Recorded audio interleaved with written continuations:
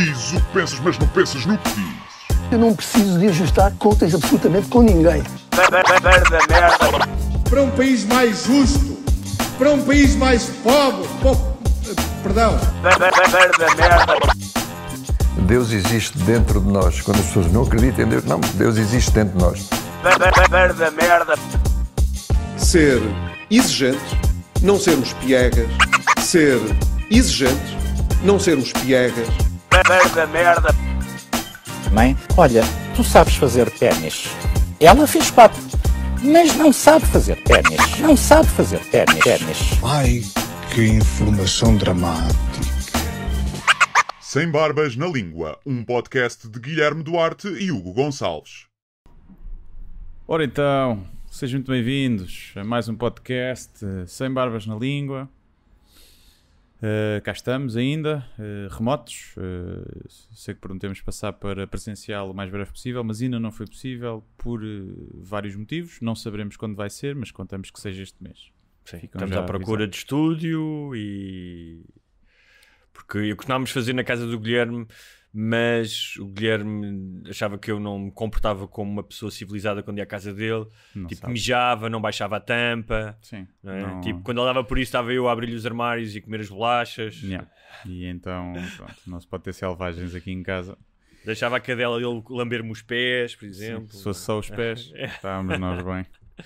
Olha, sabes que por falar em cadelas a lamber os pés, aquele boato, aquele mito urbano...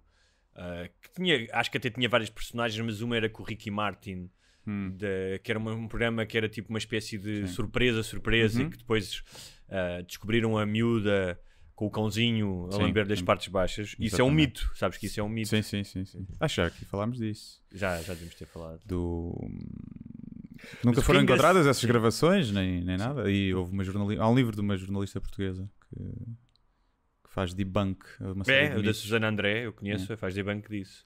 E é curioso como, pessoas, eu acho que ela fala disso, do livro, que é pessoas que, tipo, eu vi isso na televisão. Ou seja, como é que a tua memória te trai, não é?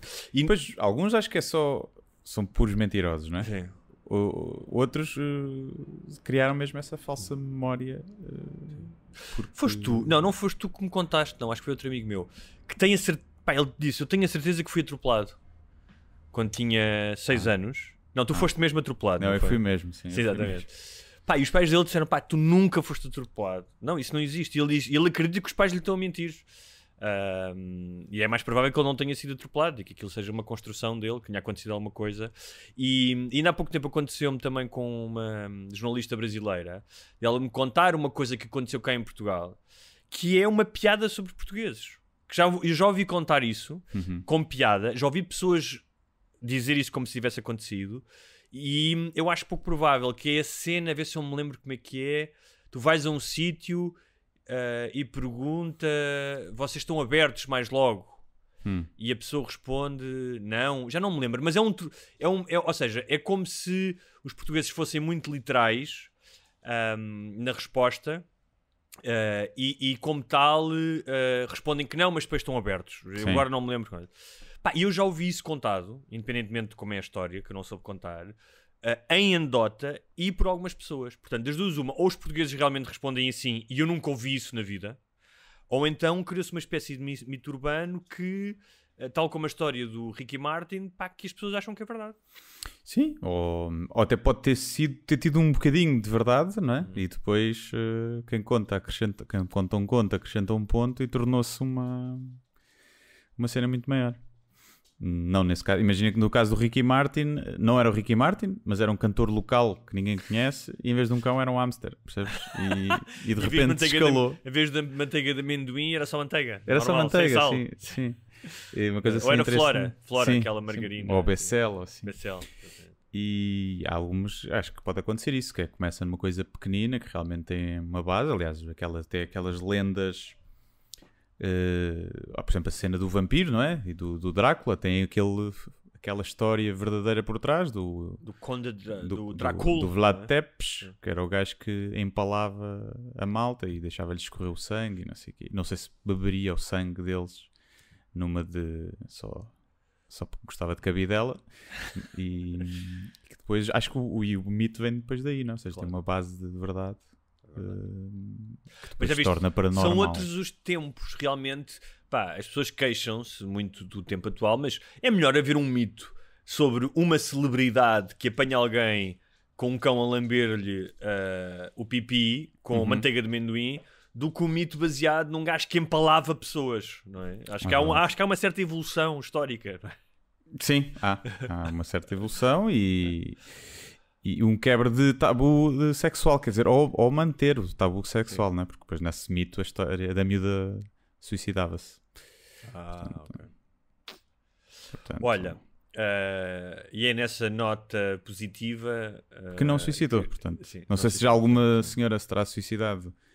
Porque há vários, nós já falámos aqui sobre isso, que o número de suicídios em adolescentes aumentou, pelo menos nos Estados Unidos. Aquele documentário da Netflix sobre as redes sociais fala disso.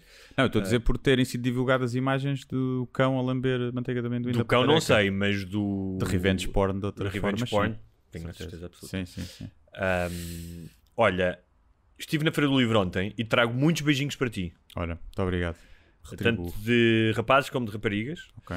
Tivemos lá imensos ouvintes e patronos, tivemos muito patronos, com livros, o que me faz pensar que a malta que é patrono tem realmente, não só valoriza o nosso trabalho, como valoriza comprando cenas, tipo pagando. E eu acho que tivemos lá ouvintes, e eu acho que, se não tenho enganado, não sei se não eram mesmo todos patronos. E vários falaram de ti, mandaram-te um abraço.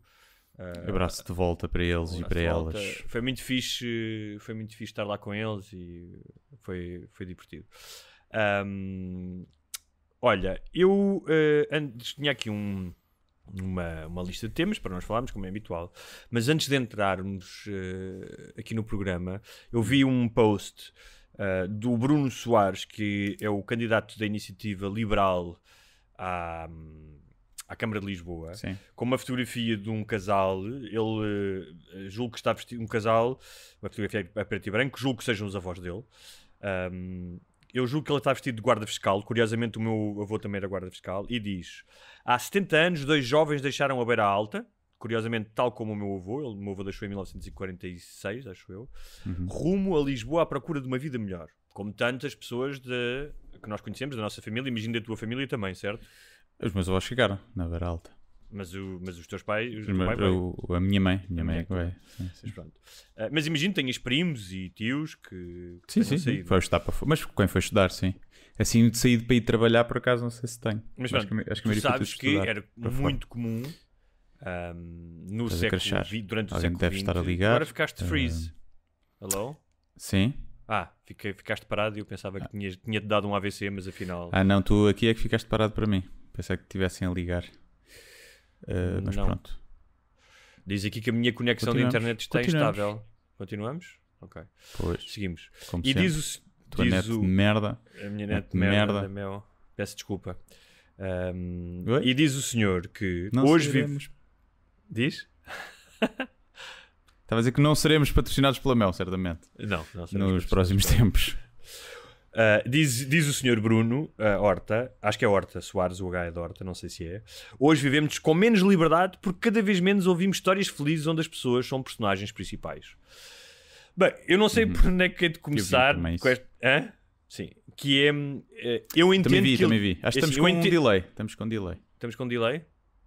Então se calhar vamos ter que desligar. Ligar e ligar outra vez, que é aquele truque... Sim, mas... não queria estar a fazer isso. Não? Esquece, não posso fazer isso. Vai dar merda. Não. É? Vamos esperar que a net melhore. Filha da puta da net, meu. Estás-me a ouvir melhor agora? Eu estou-te a ouvir bem. Estou-te a ouvir com algum delay. Ok. Vês? Está para aí 2 segundos de delay. Não, eu agora fui eu mesmo que demorei a reagir. Ok. Vá, avancemos. Vamos tentar. Se não der, depois logo se vê. Vimos que está a ficar confuso. Ok. Estava eu a dizer, voltando ao post, que eu entendo, ele tem toda a legitimidade de dizer que é preciso as pessoas voltarem a ter esperança. A ideia de um Portugal que dê oportunidades, nós temos brain drain, imensos estudantes por fora. Eu entendo isso tudo. Eu concordo com ele. E acho que estamos a atravessar, até pela pandemia, mas não só, um período de uma certa resignação, de uma certa apatia, e eu acho que sem uma ideia para o que é que queremos que Portugal seja.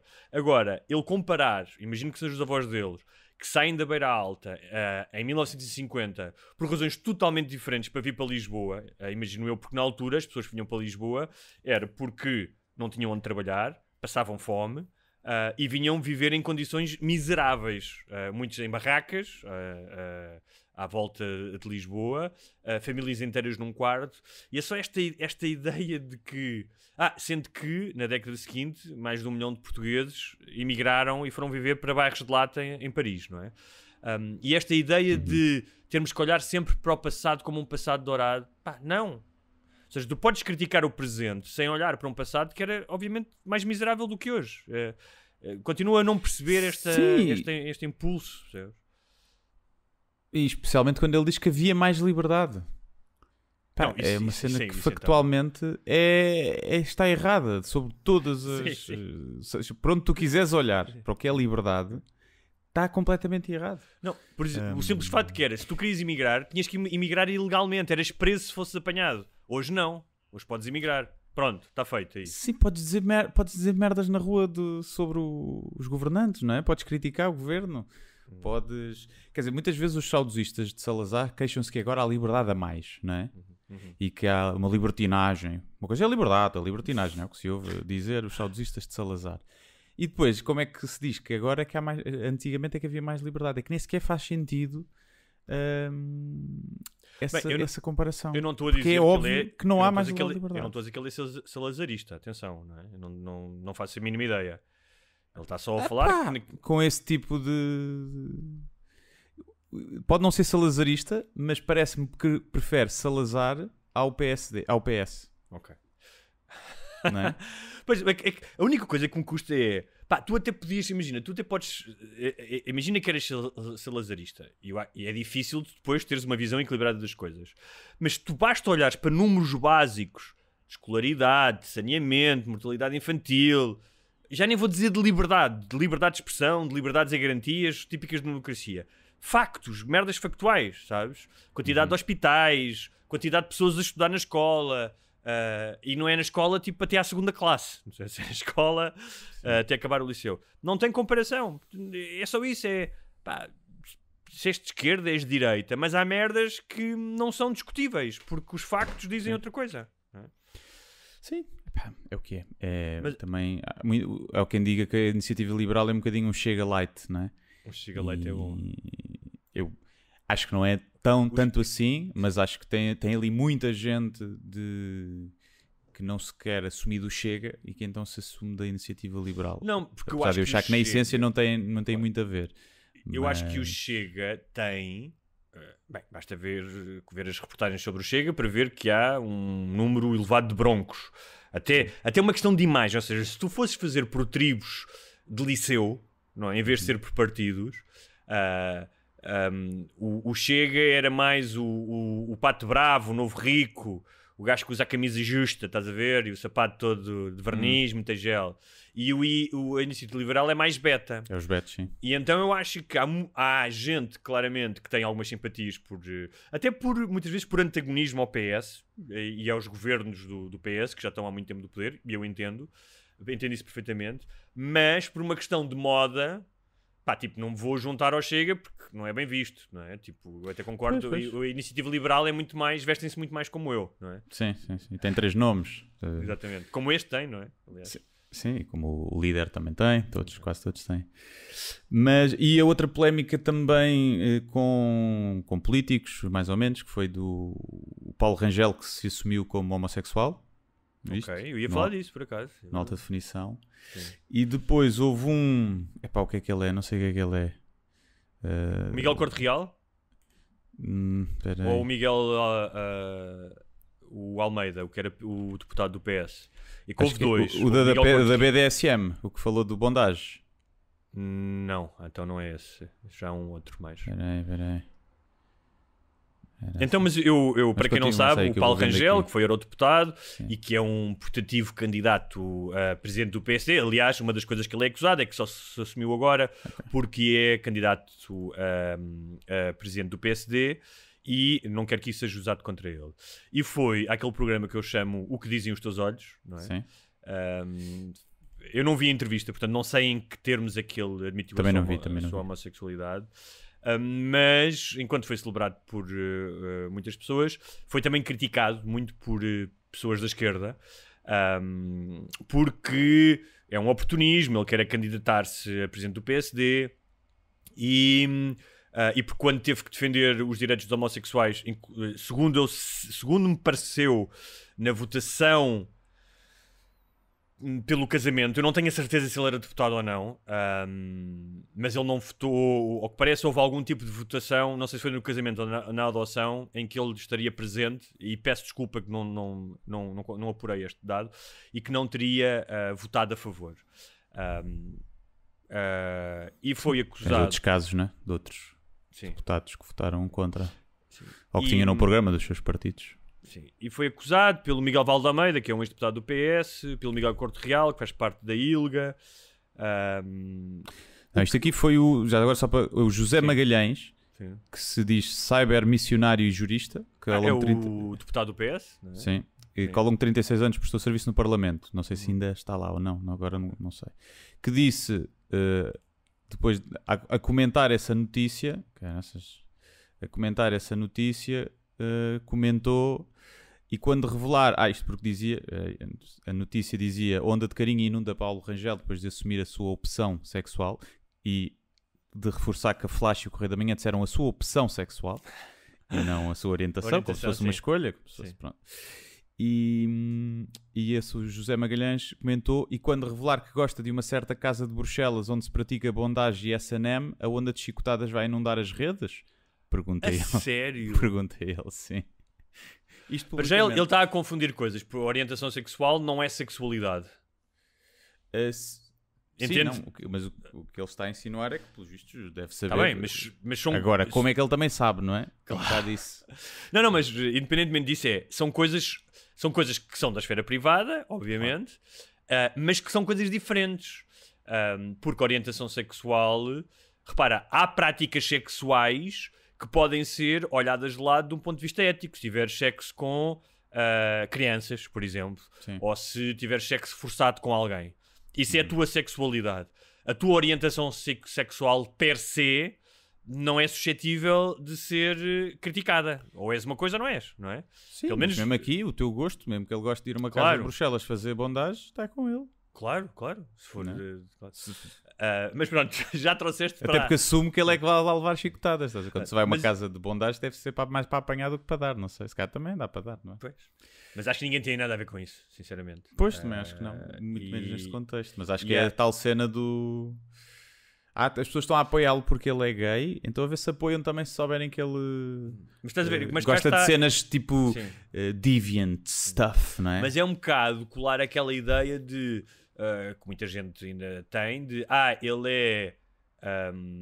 é gay, é pervertido. Ele é gay, logo é promíscuo ou logo é pedófilo. Ou uma coisa, que é um raciocínio que fazem muito, não é?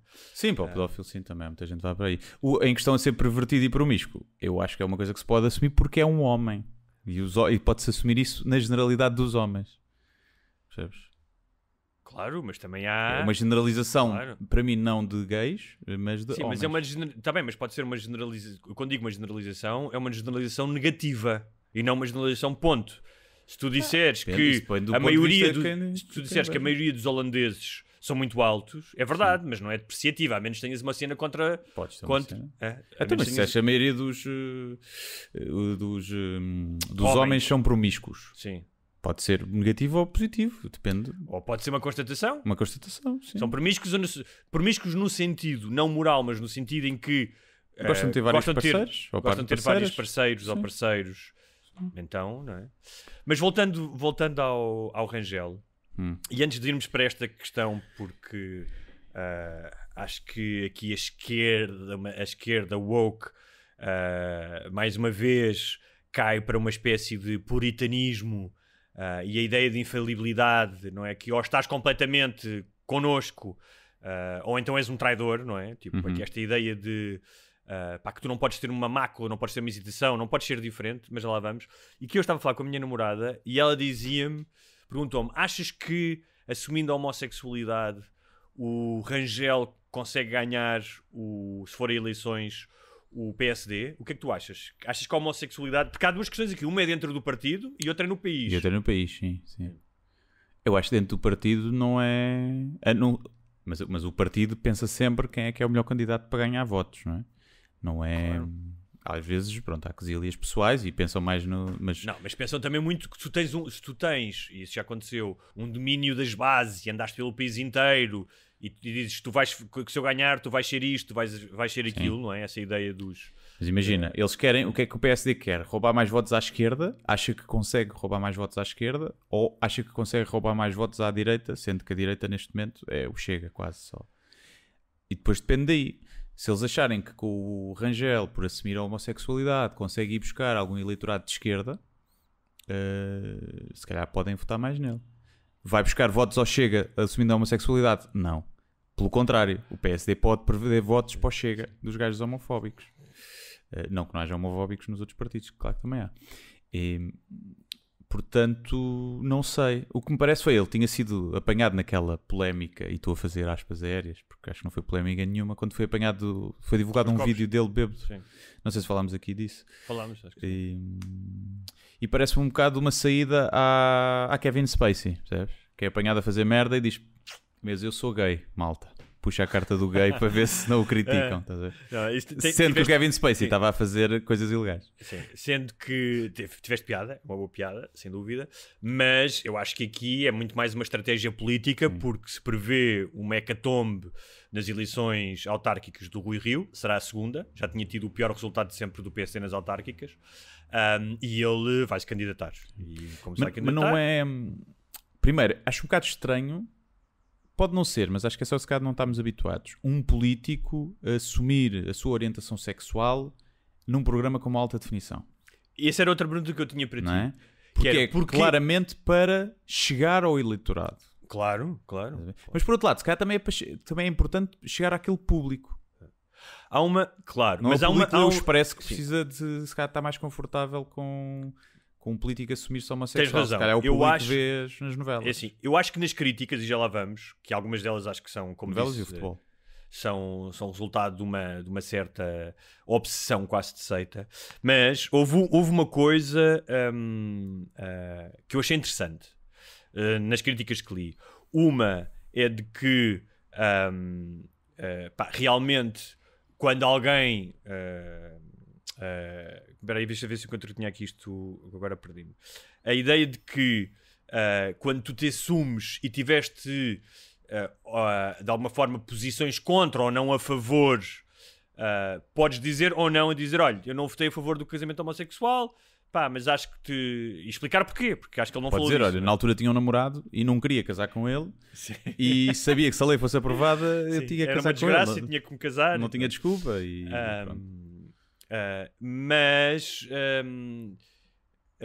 eu não sei, eu pensei muito sobre isso, porque é que ele escolheu aquilo, não é?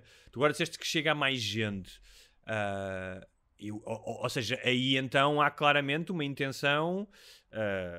Chega a mais gente e é uma plataforma mais pessoal, supostamente, mais pessoal e menos política do que se ele o fizesse, imagino que o fazia a meio de um debate, não é? Ou no telejornal, ou encomendava uma capa de um jornal qualquer para fazer isso.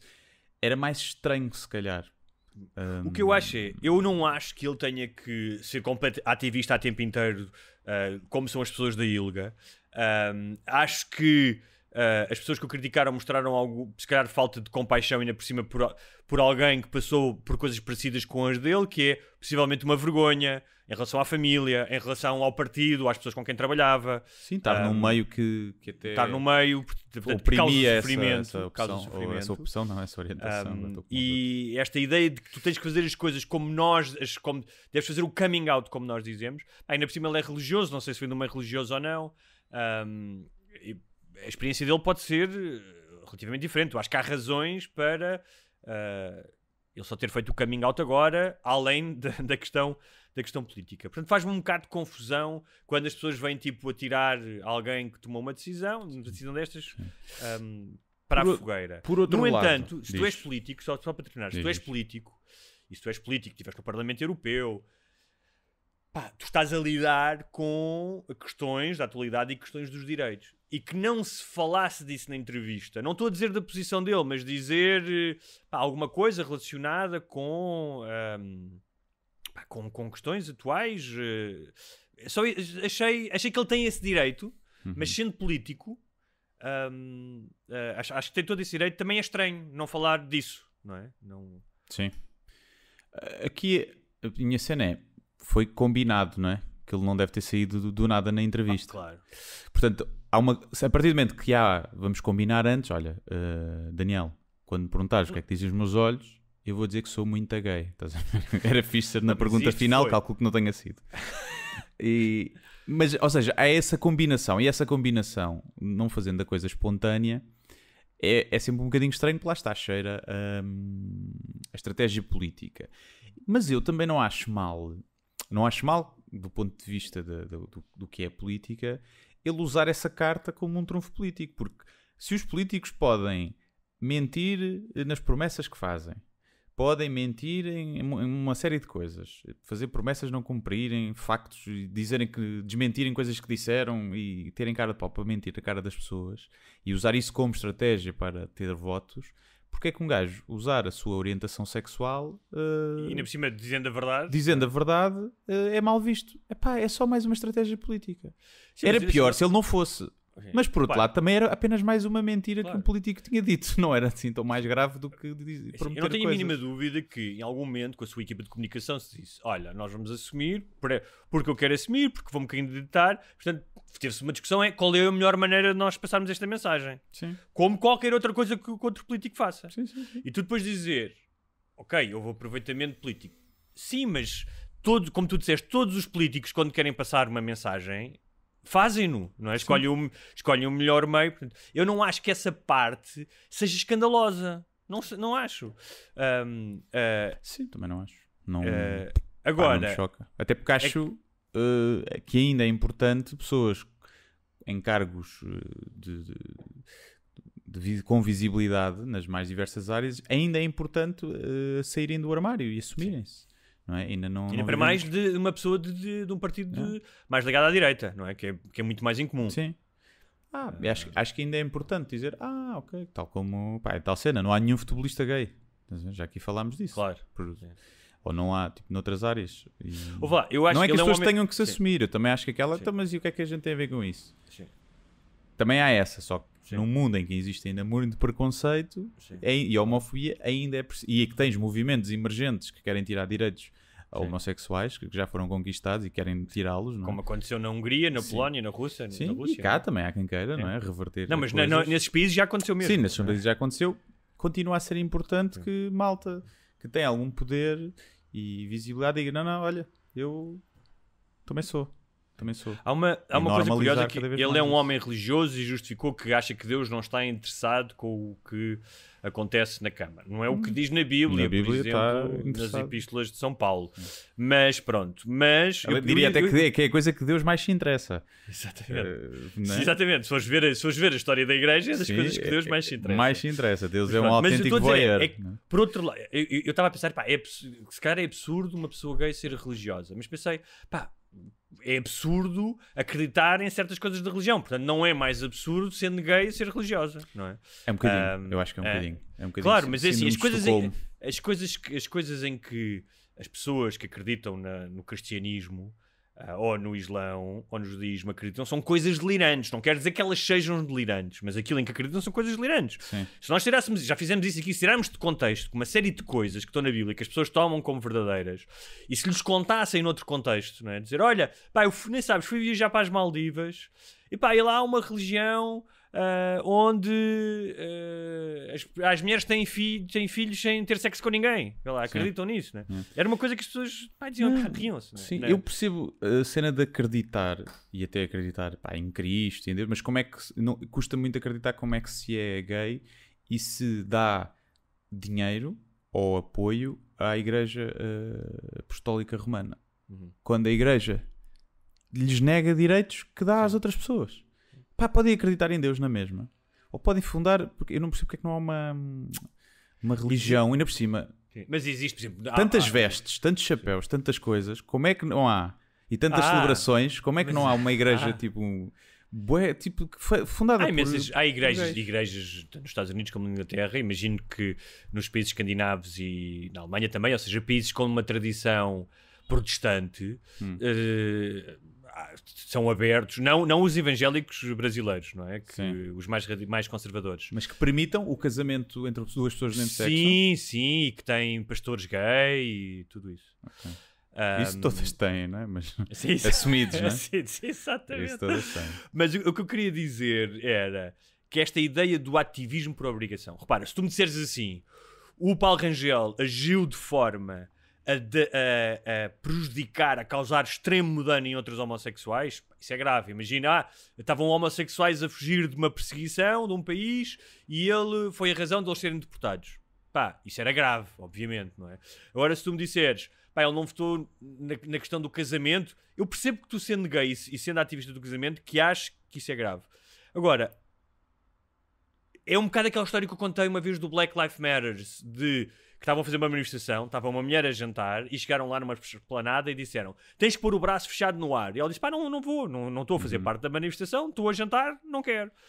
E fizeram-lhe pressão, bullying. Veio-se a saber que ela tinha dado dinheiro para o Black Lives Matter e que estava super envolvida na questão racial. Sim. Simplesmente, naquele momento, não queria, ser pressionada e fazer parte daquilo. Tem todo o direito. E eu não estou a dizer que não acho hipócrita. Atenção, porque acho que é só mais uma hipocrisia dos políticos. Quantos políticos votam contra a legalização da cannabis e já fumaram ou fumam ganza?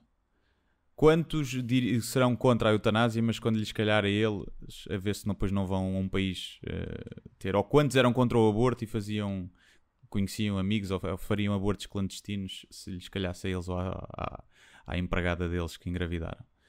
E portanto acho que é só mais uma hipocrisia dos políticos. Não acho que seja mais grave do que o resto só porque tem a ver com orientação sexual. Mas não deixa de ser uma hipocrisia, atenção. Acho é que há atenuantes, não é? Pode haver atenuantes, lá está aquilo que fizemos. É um meio, não tens nenhum político abertamente gay, tens o Adolfo Mesquita Nunes, não é? E não tens assim muitos mais, pelo menos políticos com visibilidade. E portanto é um meio também difícil, acho eu, de assumir e dessas coisas ainda.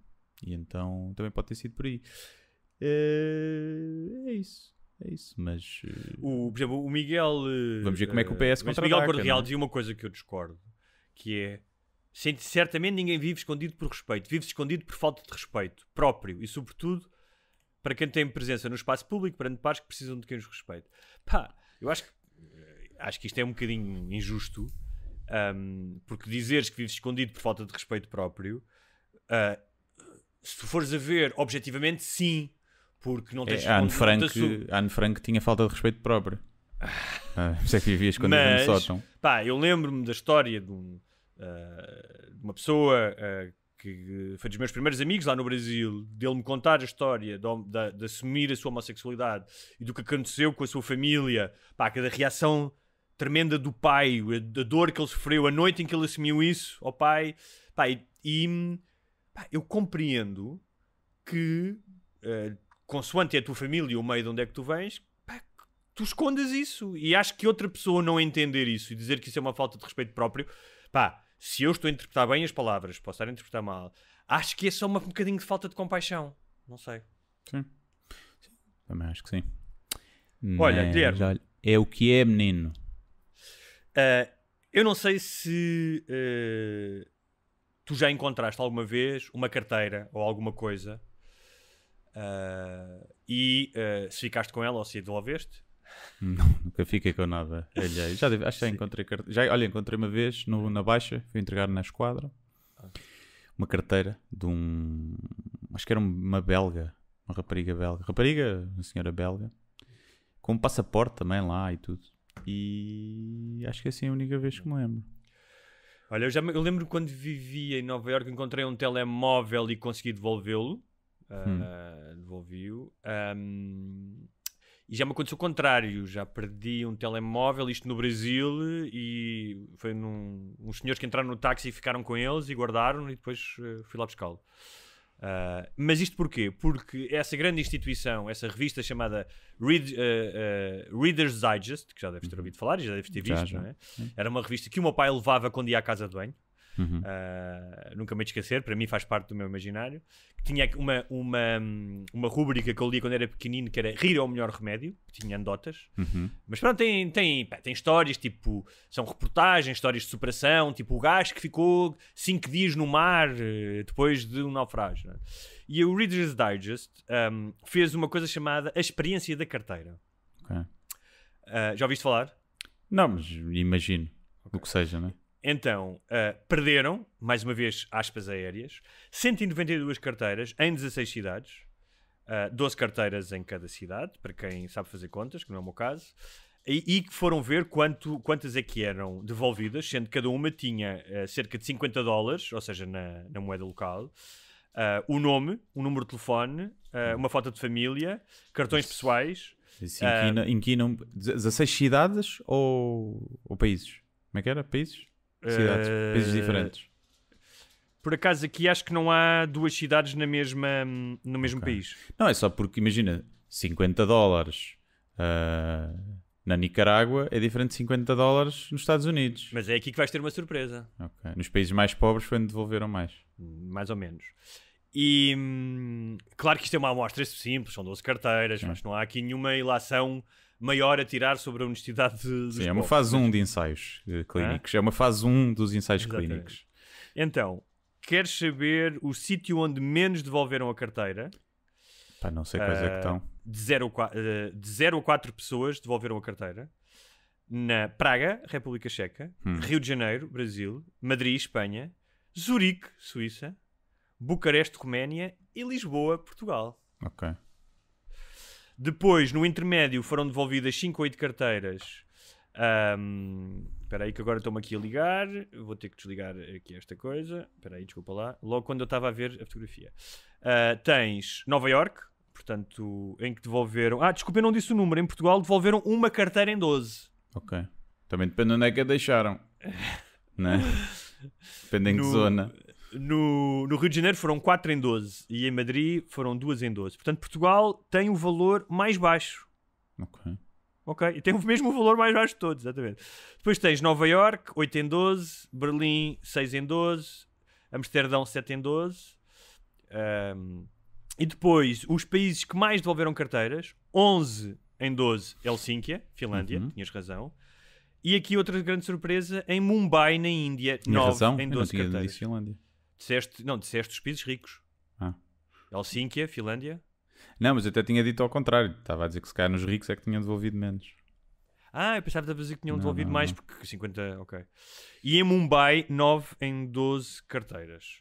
É caso para dizer, como achado não é roubado, não é? Os portugueses achado não é roubado. Se bem que também deve ter sido por razões... Deve haver países em que, se calhar ficares com uma carteira perdida no chão, pode dar tipo 5 anos de cadeia, estás a ver?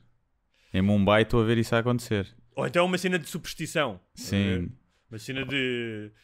Em Mumbai. Há uma religião que diz que ficares com uma carteira, tens um espírito maligno para todo o sempre. Pois, pá... Mas as pessoas não... Eu também não... Como é que eles fizeram? Devolver a carteira era onde? Era ali entregar à polícia? O que é que era devolver aí a métrica? Ou era... Contactar a pessoa, não é? Como é que contactas a pessoa? Então, tinhas lá o número de telefone, o cartão pessoal, tinhas lá tudo, fotografia de família. Portanto, estava lá o número de telefone? Estava lá tudo. Ok. Havia a possibilidade de contactar, portanto, ou contactas a pessoa diretamente, ou então vais entregar à polícia e a polícia contactaria, não é? A menos que tivesse... Mas que a polícia fique eles com a carteira. Mas... Pelo simples não, se vais entregar à polícia e tem lá dinheiro, mais vale ficar com o dinheiro. Estás a perceber? Eu sei que alguém vai ficar com ele. Pá, eu era incapaz de encontrar uma carteira e não devolver. Era incapaz mesmo. Sim. Primeiro, eu não quero uma carteira para nada, não é? Começa logo. Não, mas às vezes já pensei. Imagina, se encontras uma carteira num banco de jardim. Sim. E vais tirá-los dali e vais entregar à polícia. E a pessoa, daí a 5 minutos, vai ao banco de jardim porque deu conta que perdeu a carteira. E não está lá a carteira. Porque tu foste pôr na polícia. Olha, vais dar trabalho, estás a ver? Se deixarmos onde está... Sim, mas esses gajos onde está, um destes 11 gajos que não devolveram a carteira vai a passar. Pois é verdade, mas também às vezes também. Mas sim, eu iria sempre à polícia entregar.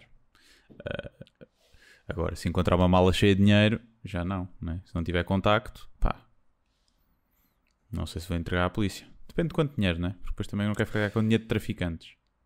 Esse é um problema. Mala cheia de dinheiro pode abrir toda uma caixa de Pandora que acabar com a tua vida, não é? Pois é. A ideal é guardar em casa durante uns tempos. E se casa não. Não, e se chegarem até ti, não, mas em imagina, casa não. passado um ano, Sim. batem à porta, tipo 3 gajos, tipo mesmo com ar de super-anos, e tu dizes logo, estava à vossa espera, está aqui a vossa malinha, tem o dinheirinho todo. Se passar 2 ou 3 anos ninguém te bater à porta, à partida estás descansado para poderes gastar o dinheiro. Tu viste que por falar de passar 2 ou 3 anos, há um documentário na Netflix de um puto alemão que traficava online. Chama-se Shiny Flakes. Não. Já viste? Não vi. É um puto que começou a traficar claramente. Um gajo solitário que passava o tempo todo nas salas de hackers, a falar com outros hackers, e de repente, por causa de uma aposta, cria um site de venda de droga online. Uhum. E terá feito mais de $1 milhão, acho que bastante mais do que $1 milhão. E começou a fazer aquilo tudo sozinho. Chegou uma altura em que já não conseguia porque tinha 150 encomendas por dia e foi apanhado. E os gajos acompanham o documentário durante algum tempo. Ele depois sai da cadeia, começa com as precárias e sai da cadeia.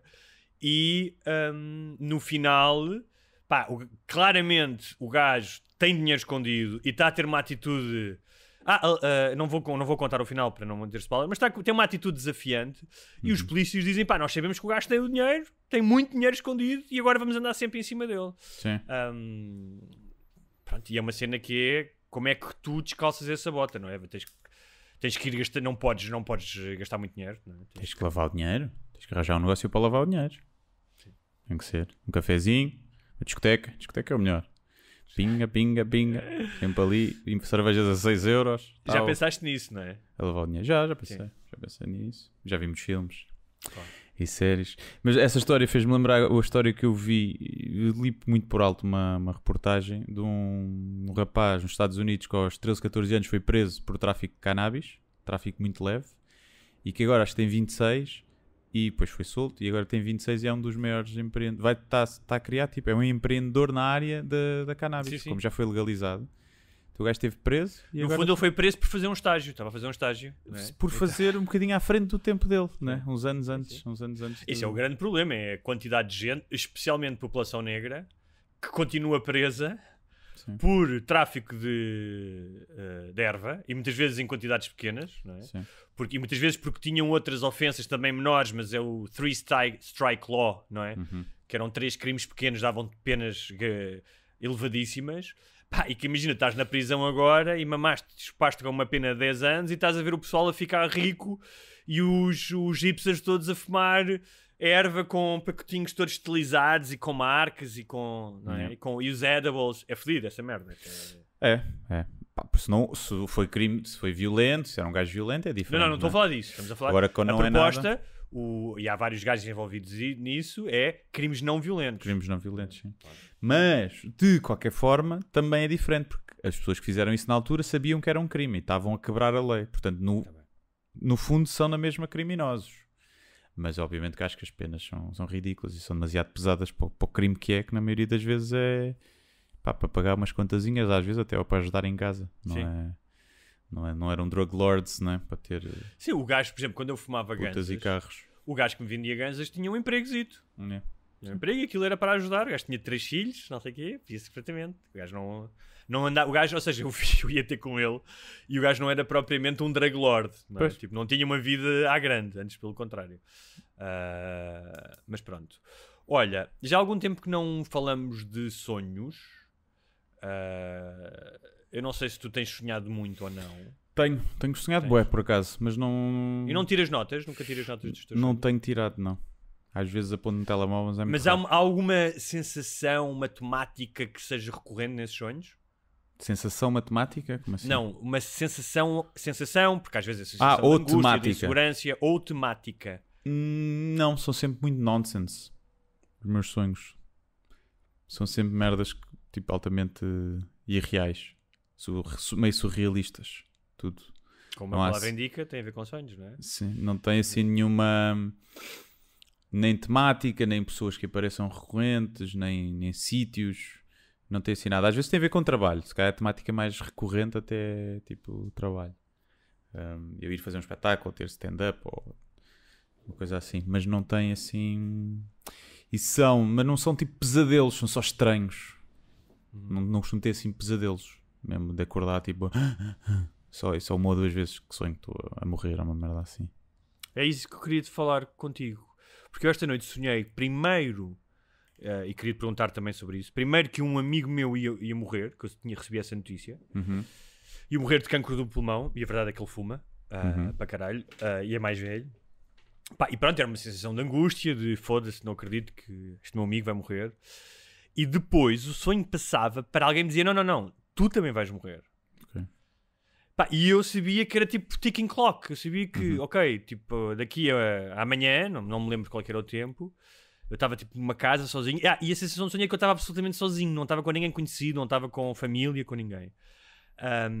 E era uma sensação só de pura tristeza, nem era de pânico. É tipo, foda-se, tipo, não vou viver montes de coisas. Tipo, não era tipo. Angústia, nada, era só uma tristeza, aquela ideia que aliás que o Hitchens conta, que eu acho muito bonita, de o problema não é que a festa acabe quando um gajo morre, é que a festa continua sem nós, não é? E fui quando acordei comecei a pensar nisso, e uma das coisas foi, que eu acho que tem uma lógica, e era, na Feira do Livro, como houve muita gente a levar o filho da mãe para assinar, eu falei sobre o luto, especialmente com um ouvinte, um patrono nosso que tinha perdido o pai também, e que me falou disso, não é? Porque eu tinha perdido o meu pai, e com outra leitora que a mãe tinha cancro, e não é por acaso que este meu amigo no sonho tinha cancro, então acho que há esse lado, não é? Esse lado, e o meu pai não morreu assim há tanto tempo. Não é? Por outro lado, dizem que quando tu sonhas com a morte, com a tua própria morte, está relacionado muitas vezes o simbolismo. Repare, o simbolismo, isto aqui não é chapa 5, não é? Depende de... Mas está relacionado, pode estar relacionado obviamente com inseguranças, mas muitas vezes está relacionado com uma transição na tua vida, com alguma coisa que tu deixas para trás, com alguma transformação, não é? Eu estava a pensar se isso não seria o facto de eu vim de férias e estou a começar a ter uma vida com um bebê, já comecei a trabalhar e a minha vida está-se a adaptar, não é? Eu estou a começar a trabalhar, mas ainda não estou a trabalhar full on porque quero ajudar não, ajudar implica que não estava a fazer o meu trabalho, mas quero fazer parte da vida do meu filho, mas como ainda não temos a estrutura para eu poder trabalhar 8 horas por dia, eu muitas vezes sinto que não vou conseguir fazer tudo isto hoje, não é? E como tu sabes, para mim o trabalho é uma cena bué importante. Eu estava a pensar se também as duas coisas não se teriam juntado num só sonho, porque o sonho tem duas partes.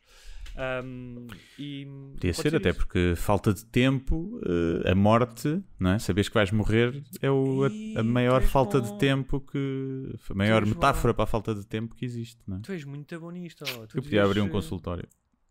Sabes que há aquela história bíblica do José que interpretava os sonhos do faraó. Se calhar tu és o José, o meu José. Sim, e o que é bom nos sonhos é que tu podes inventar merdas e cola nas pessoas. Mas não cola, depende. Mas há sempre há bué de malucos que vão pagar para isso e que vão dizer que aquele gajo é um gênio. Mas repara, quando eu falo de sonhos na minha psicoterapia, e são sonhos normalmente, são sonhos muito perturbadores, são sonhos que já me aconteceu com a minha família, com o meu pai, há merdas que criam ressonância e há merdas que não criam. Muitas vezes a minha terapeuta diz, mas o que é que acha que quer dizer este símbolo e não sei o quê, e há merdas que é completamente ao lado, não tem ressonância nenhuma, ou seja, que tu logicamente até poderia fazer sentido, mas que não tem ressonância emocional. E aquilo que tu disseste agora, da questão da morte é a falta de tempo, e eu sinto essa falta de tempo, não é? Porque agora já não sou só eu apenas com o meu trabalho, Aí criou a ressonância. Portanto, a morte, ou seja, este sonho da morte não era o meu verdadeiro sonho, acho que não era o verdadeiro medo da morte, não é? Tu, quando sonhas com a morte, achas que tem a ver com o teu medo da morte? Sim, acho que sim. Acho que é mais por aí.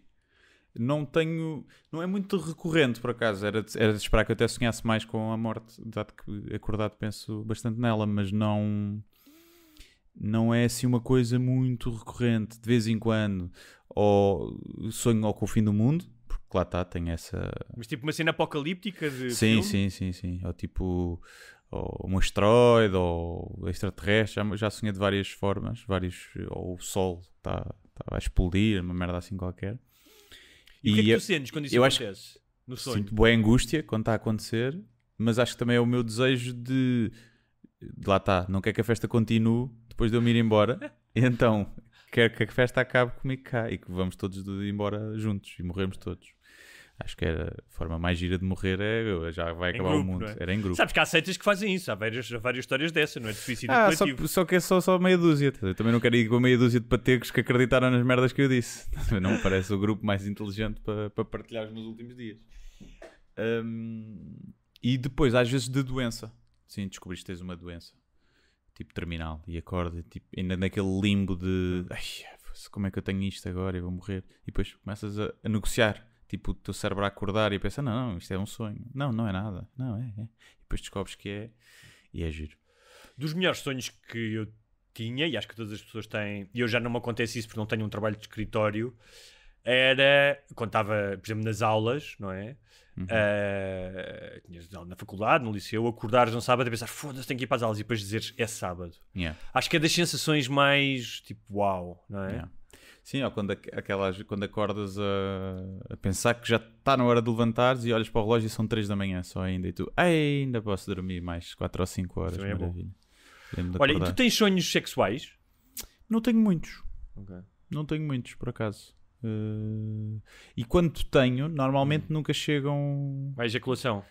E não, isso por acaso... Pá, acho que me aconteceu uma vez quando era puto. Tipo, uma vez. Nunca tive.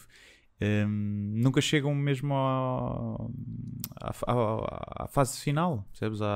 Ao sexo em si. Sim. Há só ali o que antecipa o sexo, tipo, ok, vai acontecer.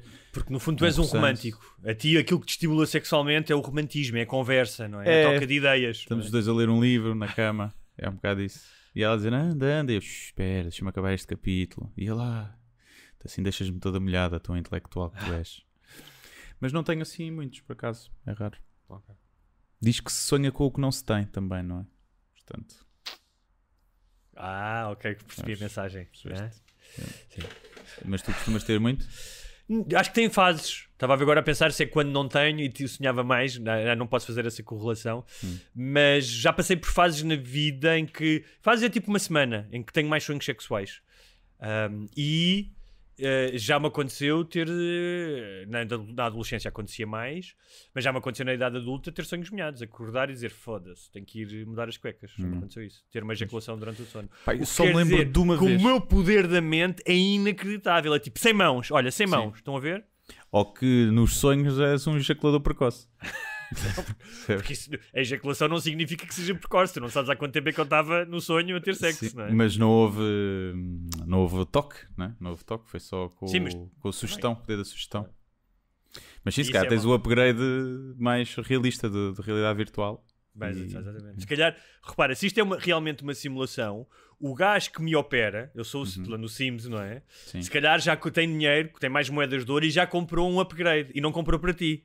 É. O gajo que te controla, se calhar, tem uma vida fora do simulador não tão faustosa como tem o gajo que me controla a mim. Verdade.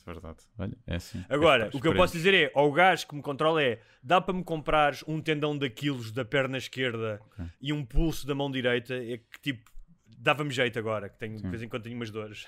E será um gajo ou uma gaja que te controla? Pois, não sei. Não é? Estou aqui... Nós escolhemos normalmente o avatar coincidente com o nosso sexo, mas... Nem sempre, não é? Sim, nem sempre. Há muitos gajos que jogam World of Warcraft que escolhem mulheres de mamas grandes, porque pronto, é a única altura em que vão ver mulheres de mamas grandes. Mas não sei se o que é que preferia ser controlado. Pois, não sei, acho que se era uma simulação, acho que pá, que se lixe. Sim. Até porque os seres que nos estão a controlar na simulação já não são homens nem mulheres. Agora, tendo em conta nada. tendo em conta a minha vida, eu acho que é um gajo. Um gajo. Ou então é aquela gaja do Smack My Bitch Up, do vídeo dos Prodigy. Pois, não sei. Mas se tu controlasses uma gaja, provavelmente seria uma gaja bastante dada a festas, não é? É tipo a tal cena se tu trocasses, se pudesses ser uma mulher durante um dia, ou uma semana. Ias experimentar muita coisa, não é? Sim. Mas não sei se não experimentava com gajos, pá. Ia ser lésbica, não é? Sim. Porque no fundo lá dentro seria eu. Sim. Mas ia pôr cenas lá dentro para ver como é que sabe. Só não era pilas a sério. Não, eu acho que a primeira coisa que ias explorar é o facto de teres um clitóris, ou Sim. seja, poderes ter um orgasmo dispondo de um hardware diferente do teu. Sim. Não é? Acho que isso era de explorar. E é curioso porque eu estava a falar com estamos aqui, já que estamos a falar aqui da sexualidade, estava a falar com a minha namorada sobre a questão, porque temos agora um filho que é estamos a falar, ela estava-me a explicar que existe a fase oral, que é quando os miúdos metem tudo na boca e não sei o quê, depois é a fase anal, que é a fase do cocó, que isto foi a primeira vez que isto foi desenvolvido, foi o Freud. Foi Freud, é um clássico, não é? Sim. Que é quando eles vêm, depois vão mostrar o cocó, porque é um orgulho para o pai, depois passam para a fase julgo que é da latência, não sei se é o nome, que é quando percebem, não sei se é da latência, mas quando percebem que têm genitais e que os genitais lhes causam prazer, não é? E quando causam prazer não é o prazer de um adulto, não é? É outra coisa, não é? E depois tem uma fase, aí é que acho que é a fase da latência, peço desculpa, que é quando vão para a escola e essa descoberta dos genitais desaparece um bocado e é normal, os meninos dão-se mais com os meninos, as meninas dão-se mais com as meninas, ali tipo primeira, segunda, terceira classe, e ela estava a explicar que quando esses miúdos dessa idade são muito sexuais, por norma, pode não ser, mas por norma, é preciso investigar, porque podem estar a ser expostos a material sexual ou a ser abusados. E ela estava a dizer que era muito, nunca tinha pensado nisso, mas que é muito normal, quando é os miúdos dizer, os miúdos dos rapazes, então, já tens namoradas? Tens muitas namoradas na escola, não sei o quê. Mas com os miúdos não se faz muito isso, não diz, tens muitos namorados. Para não. E eu estava a pensar, imagina um pai, não é? O pai diz, o meu filho, aquilo é só namoradas lá na escola, que perfeitamente igual, e dissesse, a minha filha, na primeira classe, varre aqueles gajos todos. Fogo, já mostrou o bibi a todos, meu menino. Já mostrou a toda a gente. Eu nunca tinha pensado nisso, não é? Realmente, desde pequeno, eu acho que isso está a mudar, obviamente. Que está embrenhado já na... Mas está embrenhada essa ideia do, as miúdas todas gostam dele, não é? Se eu dissesse isso de uma miúda, era tipo, que é isto? O que é que este gajo está a dizer? Sim. Mas será por ser... Eu acho que tem a ver com a cena do homem garanhão, que tem várias parceiras, e a mulher puta, que tem vários parceiros, não é? Ainda há essa. Mas também há a cena do pai falar, apesar de não ser sexualidade, porque é um namoricos de criança, mas é como, imagina, com 14 anos ou 15 anos, o pai se calhar, o meu filho já tem uma namorada, vai lá à casa dela, fecham-se no quarto, se calhar já não ia mandar uns pirapos. Mas numa filha o pai nunca vai dizer isso, né? Nunca vai dizer tipo... minha filha já tem um namorado, às vezes fecham-se no quarto, já deve andar ali a descascar a banana. não duvido. Um pai que diga isso, creepy, né? São os dois um bocadinho creepy, mas esse segundo é um bocadinho mais creepy. Eu acho que a adolescência, quando és adolescente, né? quando depois os miúdos recuperam essa tal sexualidade, e é curioso porque as pessoas confundem sexualidade infantil com pedofilia. Não é? Tipo, as crianças têm sexualidade, têm órgãos sexuais, têm sexualidade.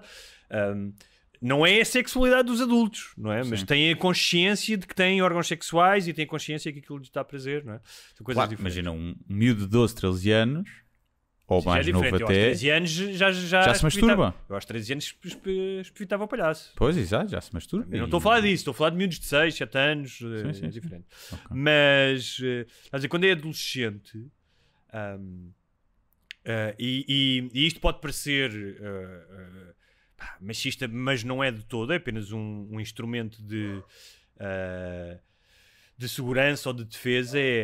Eu acho que teres uma filha de 14 anos, se ela for sair à noite e para a rua à noite, eu acho que os pais estão muito mais preocupados porque as mulheres são muito mais vítimas da questão sexual, não é? Claro. Que os rapazes. Não quer dizer que não haja rapazes que não sejam, mas por norma são.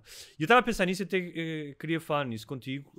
Éramos para falar sobre uma coisa que era a positividade tóxica, que é a questão do Instagram, que é... estive a ler uns artigos sobre isso e depois falavam da questão também da sexualidade precoce de miúdas no Instagram, relativamente novas, adolescentes, que se fotografam com roupas e poses altamente sexuais, não é? Para terem mais seguidores, e que depois são validadas com centenas de milhares de seguidores, e inclusive que via lá que pedem likes, tipo, ajudem-me a chegar aos não sei quantos likes. Sim, não é? Eu estava a pensar de que como é que tu lidas, sendo pai, como é que tu lidas com isso? Não é? Olha, eu acho que é muito à chapada. Mas como eu não tenho filhos, não sei. Mas Sim. eu acho que é preocupante. É uma coisa que eu vejo no Instagram, principalmente nos Reels do Instagram, que são os TikToks também, que vem do TikTok. Já não é uma nem duas vezes que acontece apanhar. Eu estou a ver aquilo em modo shuffle, nem nunca fiz nenhum, nem tenho conta TikTok.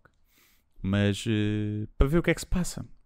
E de apanhar miúdas, tipo de... eu diria que tenho 12... Aliás, e algumas têm 12 anos, e parecem 12 anos, tipo, com aqueles filtros de maquilhagem, Sim. a dançar músicas tipo, que dizem na letra, tipo aquele Wet Ass Pussy da Nicki Minaj, ou lá quem é que é, ou aquelas faveladas brasileiras do chamar puta, e dança, mete a bunda no chão, e vem aqui fazer um boquete no pai, e... a dançarem isso, a fazerem danças que viram, porque aquilo é tipo uma moda, vira trend, tipo alguém faz uma coreografiazinha, depois aquilo, toda a gente copia a coreografia. E coreografias, é dança. Certo, é dança, mas o twerk é uma coisa sexual e vai sempre ser. E veres uma miúda de 12 anos a fazer isso, eu não acho que seja fixe. E não sei se sou eu a ser não, eu acho que retrógrado, mas eu acho que são os pais que estão... Aliás, claro, eu vi isto ao vivo, Sim. uma vez que, não sei se falei aqui, estava em Alcochete, lá num hotel, e na varanda ao lado comecei a ouvir essas músicas e a dançar, e olhei, era uma miúda, nem 12 anos tinha, devia ter tipo 8 anos a fazer isso, com essas músicas, com letras explícitas da mesma maneira e sexuais, e os pais estavam-se a cagar. Da mesma maneira, isto não tem a ver com uma questão moral, tem a ver com uma questão de desenvolvimento saudável dos teus filhos, que é, sim, e não... que tu não queres que eles bebam álcool aos 12 porque isso faz mal ao cérebro, claro. E não queres que eles vejam pornografia porque vão ter uma percepção do sexo, e há imensos problemas de adolescentes, têm imensos problemas depois na sua vida sexual mais tarde, porque começaram a ver pornografia mais novo. Eu acho que não tem a ver com uma questão moral, tem a ver com uma questão de o que é que tu queres melhor para a educação do teu filho, para ele ser um adulto estável, sólido, não é? Sim, e não queres e tem contribuir. outra coisa, que é a questão dos predadores. É isso, tu não queres contribuir. Nem porque seja depois só... podem receber mensagens, podem receber... E eu acho que eu conheço algumas famílias que há um equilíbrio que tem que ser encontrado entre, ok, vivemos nesta época, tens liberdade para ter um acesso a tecnologia, a certas redes sociais a partir de uma certa idade, mas sob supervisão. Ou seja, tem que ter uma supervisão, porque imagina, há certas coisas com os teus filhos que tu também deves fazer com supervisão, não é? Se eles vão, imagina, se têm 12 anos e vão a uma festa... está um adulto nessa festa, não é? Está a ver o que é que Esperemos que não esteja lá o adulto, o tio Alfredo, a tocar nas crianças. Não, e tu não queres, acho eu, que a tua filha ou o teu filho estejam a contribuir para um catálogo grátis que um pedófilo está a usar para se masturbar, porque deve ser uma maravilha para os pedófilos, essas merdas, não é? E já que o pedófilo te está a masturbar a ver fotos da tua filha, vídeos a dançar, ao menos que pague, percebes? Está a ser de borda ainda por cima. Olha, o que é que tu achas, só para terminar este tema, daquele suposto software da Apple que pode correr de forma a encontrar imagens de pornografia infantil nos telefones? Sendo que, isto é um parênteses, eu ouvi há pouco tempo uma conversa com um gajo do New York Times que faz investigação sobre isso, e ele diz que o número de imagens de pedofilia tem crescido exponencialmente, que ele diz que é um exagero. Eu não me lembro agora os números, mas que é uma coisa tipo desde 2010 para cá, que é um absurdo. Claro, imagina, tu antes havia, se calhar, tu não só tinhas que ser pedófilo, como tinhas que ter uma máquina fotográfica ou um amigo que soubesse fotografar e que fosse também ele pedófilo ou estivesse confortável com aquilo. Revelação. Tinhas que aprender a revelar. Revelar. Ou Tu então... não ias revelar aquilo à loja Exatamente. do... Coisa. A partir do momento que toda a gente tem uma máquina fotográfica no bolso, vão aumentar exponencialmente as fotos. Claro. Mas esse algoritmo, não sei, mas vai procurar em todos os telemóveis sem autorização? Todos os Apple, sim. Sem autorização? Sem autorização. Não acho fixe. Não acho fixe. Também. É a velha questão, não é? Entre a segurança e a liberdade, não é? É uma questão que as democracias têm sempre. Sim, então, porque a partir daí pode-se pesquisar tudo. Então. Claro. Podes pesquisar tudo no telemóvel, porque não é só pedofilia que é crime. Claro. Então vamos pesquisar tudo. E depois é assim, vai haver de certeza erros. Não é? Claro. Vai haver erros. Tipo, sou teu juiz, ela não tem nada de 12 anos, parece, realmente é assim novinha. Sim. Olha, o telemóvel da Ariana Grande vai ser flagado, porque ela parece uma miúda de 12 anos. Sim. E vai apanhar as nudes dela e vai ser flagado. E depois não é só isso. Se te vai buscar isso, vai-te buscar que é todas as fotos, alguém faz review, imagina que vai-te buscar tudo o que é conteúdo sexual. Mas depois, para ter a certeza que é pedofilia, vai ter que ir para uma equipa de pessoas. Ou seja, vais ter leaks gigantes de fotos privadas sexuais de toda a gente. Não sei, tenho que ler melhor sobre isso. Está-me a parecer Muito bem. que isso não vai ser feito assim. Olha, não sei se tens sugestões esta semana. Não tenho. A minha sugestão mantém-se. Dia 25 de setembro vou estar a fazer stand-up em Braga e vou anunciar esta semana também vou ter stand-up no Porto. Dia pois imagina que agora não acontece, não é anunciado, mas acho que sim. Dia 23, que é uma quinta-feira. Não serei só eu. Mas eu vou anunciar isso. Sou convidado por outra pessoa para ir lá. Portanto é isso. Não tenho assim mais nada. Comecei a ver o Casa de Papel, a nova temporada, e não estou a conseguir. De tão má que está. De tão ridícula que é. Está mesmo mal. E ontem vi 2 filmes. Estava com um bocado de insónias. Vi aquele Meia-Noite e 30 The Darkest Tower, que é sobre a vez que mataram Bin Laden. Esse filme é muito fixe. Eu já tinha visto uma parte, mas não tinha visto tudo. Com a Jessica Chastain. E com, já não sei, da Catherine Bigelow, não é? Coisa. Exatamente. E vi depois a seguir o filme do Guy Ritchie, The Wrath of a Man, com o Jason Statham. Okay. Statham, que é tipo... Também nunca sei dizer esse nome. É uma história básica de vingança. Sim. Está engraçado, mas... É um clássico. 7 ponto qualquer coisa, mas não... Não achei que tivesse assim tão bem. Tipo, imagina um Taken dá 10-0 àquilo. Os Histórias de Vingança são um clássico, desde o Conde de Monte Cristo, não é? Ou desde a Bíblia, não é? Um olho por olho, dentro por dentro. Sim. É um clássico. Olha, eu comecei a vi só o primeiro episódio da Onda da Nazaré, que em inglês é o 100 Foot Wave, acho eu. Por menos veio-me à cabeça a telenovela Nazaré, que andavas a ver a telenovela Nazaré. E aqui é sobre como é que foi descoberta a onda do McNamara, os gajos que surfam ondas grandes, e curti imenso o primeiro episódio. Não sei como é que eles vão espremer 6 episódios daquilo, mas gostei imenso. E gostei imenso de ver também uma coisa que foi a visão do Presidente da Câmara da Nazaré, que apoiou aquilo desde o início e arranjou jet skis e deu apoio, criou tipo mesmo um grupo. E a verdade é que hoje em dia a Nazaré está em todo o mundo, apareceu na CNN e leva lá milhares de pessoas todos os anos, não é?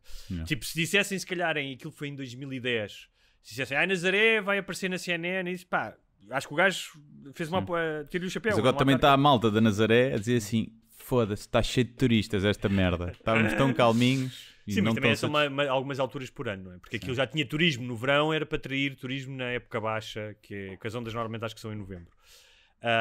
E como têm pedido sempre livros, eu volto a dizer que é uma alegria enorme, isso tem-me acontecido imenso, eu tenho que dizer isto, Guilherme, desculpa, mas várias pessoas me têm dito ou que tinham deixado de ler, ou que não liam, e que com as nossas conversas aqui voltaram a ler.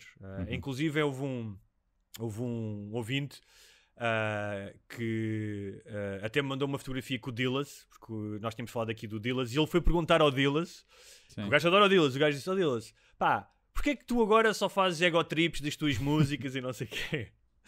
E acho que o Dillas foi muito simpático para o gajo, mas disse, olha, tenho 2 filhas agora e não sei o que é que isso tem a ver, mas depois disse, e além disso eu escrevo sobre aquilo que quero.